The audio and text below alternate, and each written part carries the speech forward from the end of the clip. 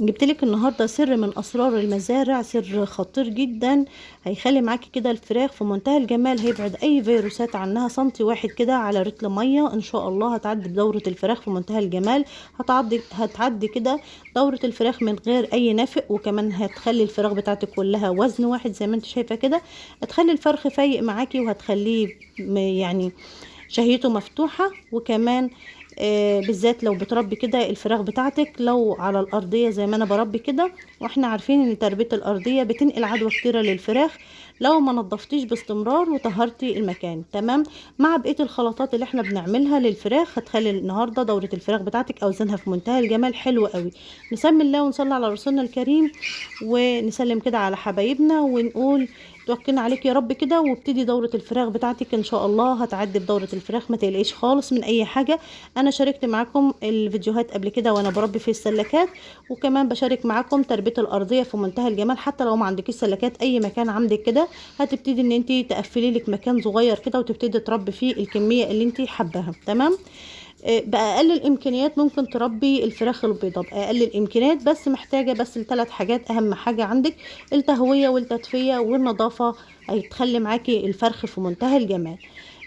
طيب المكون اللي أنا بقولك عليه، اللي أنا أول ما عرفته كده وعرفته من دكتور، بصراحة استعجبت له واستغربت. معقولة ان المكون ده مكون لتطهير، يعني بنطهر بالجروح؟ معقولة هنحطه للفراخ ويطلع معايا الفراخ يعني الفراخ مش هتتسمم؟ يعني انا فكرت ان الفراخ لو حطيته للفراخ هتتسمم، لا بالعكس خالص.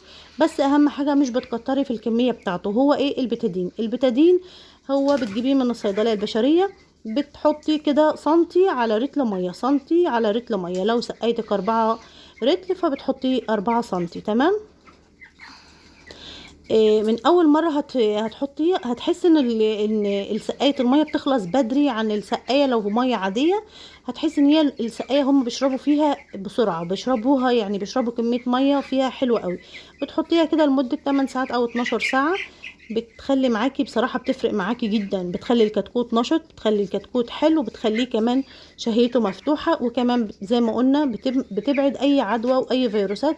وده كمان مع الخلطات اللي احنا بنعملها، وكمان الاعشاب اللي احنا بنعملها. واهم حاجة تنزلي مضاد سموم علشان العلف. يعني اهم حاجة تنزلي كده المضاد السموم، بتنزليه من عمر ال20 يوم من اول ما تبتدي تحولي العلف. وممكن تنزليه في عمر بدري كمان شوية. يعني في اوقات نزلت مضاد السموم على 10 ايام كان بدأ يجي سموم كده للفراخ. وده كان برضو من تعليمات الدكتور. اهم حاجة ان انت بتتابعي كده مع دكتور في دورة الفراخ بتاعتك، وبتكوني بتصوريها اول باول كده وبتوريها للدكتور اللي انت متابعة معاه. ان شاء الله هيديلك العلاج المناسب جدا. يعني في اوقات بنستخدم فيها العلاج لان ما بيبقاش فيه بديل للعلاج. يعني الاعشاب دي بتنزليها لو ما فيش عند الكتاكيت اي حاجة، ما فيش اي حاجة، ما فيش اي عدوى، بتنزلي الاعشاب الطبيعية بتاعتنا ان هي تبقى وقاية للكتكوت. انما الادوية بتنزليها كده يعني بإرشادات الدكتور. تمام. وبالكمية المناسبة لهم، لان كل عدد فراخ بيبقى له كمية مناسبة ليه. تمام. اهم حاجة ان انتي نستبعد خالص الاكسيديا ديت، لان الاكسيديا ديت ممكن تدمر لك دورة الفراخ كلها ممكن تدمرها لك. اهم حاجة زي ما انت شايفة كده بتطهري المكان، بتنضفي المكان، وبتخليه في منتهى الجمال. وبالذات لو انت بتربي في الارضيه، لان الارضيه زي ما انت شايفه ان فضلات الفراخ بتبقى تحت رجليهم. وكمان بينقروا ساعات في الفرشه دي. يعني ساعات كده لما بتبتدي تجوعي الفرخ، لان احنا في العمر كده في عمر مثلا من 12 ل 13 يوم كده بنبتدي ساعات نجوع الفرخ ربع ساعه. لغايه بقيه الدوره كده بنكون وصلنا في حدود 3 ساعات تجويع للفرخ. ليه؟ لان لما بتجوعي الفرخ يعني ما بتخليش الاكل كده باستمرار قدام منهم. بتيجي تحط الاكل كده تلاقي الفراخ بتاعتك ملمومه كده حوالين الاكل كده بالطريقه دي، فبيبان العلف بتاعهم على جسم الفرخ. تمام. بتبقى في منتهى الجمال. حاول ان انت تتبع الخطوات دي، ان شاء الله هتتعلميها واحده واحده كده، تتعلميها وهتطلعي بدوره فراخ في منتهى الجمال جدا. يعني الفراخ زي ما احنا قلنا فيها المكسب وفيها الخساره، بس صدقيني بتبقى كمان حلوه قوي قوي. وبتبقى عندك كده اكتفاء ذاتي في قلب البيت في منتهى الجمال. كمان لما بتربيها في البيت بتبقى مختلفه تماما عن اللي انت بتشتريها. تمام. احنا عارفين ان الفراخ اللي بتتربى بره كلها بتبقى ادويه، انتي بتربي باعشاب طبيعيه وبتربي كمان بمشروبات، يعني بنحط لهم مشروبات تكون اللي احنا عملناها.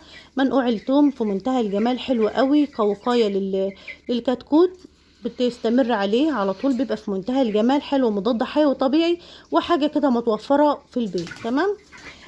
جربي كده زي ما انا جربت وحبيت ان انا اقول التجربه بتاعتي. جربت البتادين مشروب كده للفراخ، وكمان مطهر، بتطهري كده بتحطيه في بخاخه وبتطهري كده الفراخ من وقت للتاني، بتدي رشه كده في المكان اللي الفراخ فيه، بتبقى في منتهى الجمال، حاجه كويسه جدا. اهم حاجه ما يبقاش فيه ريحه في المكان علشان الكتكوت بتاعك يبقى في منتهى الجمال، زي ما احنا متفقين مع بعض، تهويه وتدفئه وكمان نظافه للفرشه بتاعه الكتاكيت. لو انت بتربيها في سلكة فبتوفر عليكي الفرشة دي خالص، ولو بتربيها في الأرضية، يعني في ناس كتيرة ما عندهمش السلكات فبيربوا في الأرضية زي ما أنا مربية معاكم دورة الفراخ ديت، مربيها كده في الأرضية في منتهى الجمال وحلوة قوي، وتقدري ان انت تعمليها في أي مكان يكون عندك كده.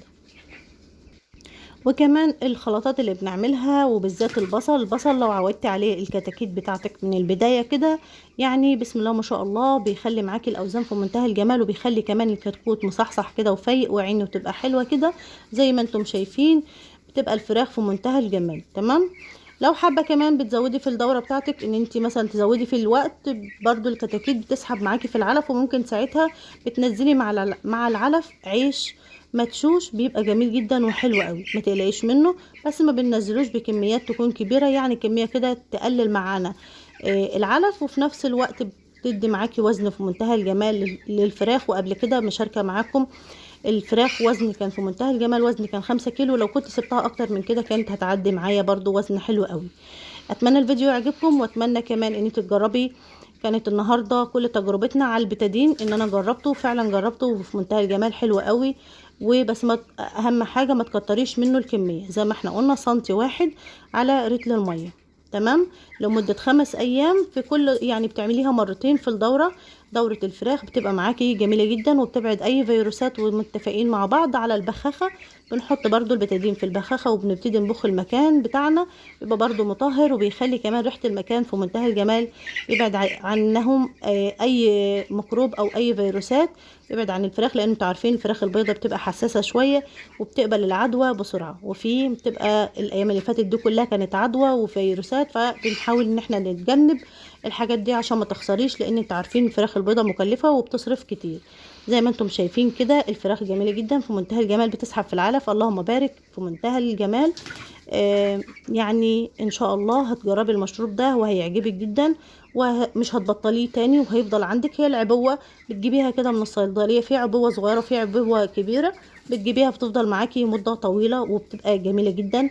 ما كنتش متخيله ان الفراخ لو شربتها هتبقى حلوه وهتقتل اي ميكروب، اي ديدان، اي حاجه يعني في امعاء الفرخه هتقتلها خالص، وتبقى جميله جدا، وتخلي كده امعاء الفرخ نظيفه، ويسحب معاكي في العلف والعلف يبان عليه. يعني اهم حاجه اللي احنا بنحب نتكلم فيه، ان احنا عايزين الفرخ يسحب في العلف والعلف يطلع على الفرخ ويبان عليه. تمام. جربيها وان شاء الله هتعجبك. اشوفك في رعايه الله وحفظه في امان، والسلام عليكم ورحمه الله وبركاته.